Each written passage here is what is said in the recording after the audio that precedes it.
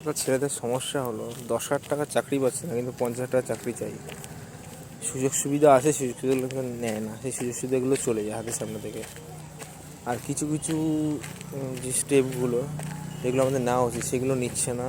সেই জন্য ছেলেদের কিন্তু বিভিন্ন রকম সমস্যার সম্মুখীন পড়তে হচ্ছে। আর সেই সমস্যাগুলোকে এতটা কাছ থেকে দেখছে, তারা কিন্তু লাইফে যে ভালো যে সিচুয়েশানগুলো, ভালো যে যে এগুলো নতুন নতুন যে সাকসেস পাওয়ার জন্য যে জিনিসগুলো, সেগুলো হারিয়ে ফেলছে।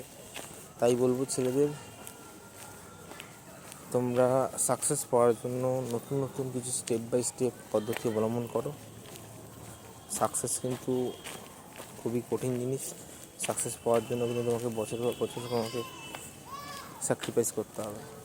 তাই ছেলেদের বলছি, তোমরা চেষ্টা করে যাও, চেষ্টার কোনো অবনতি রেখো না।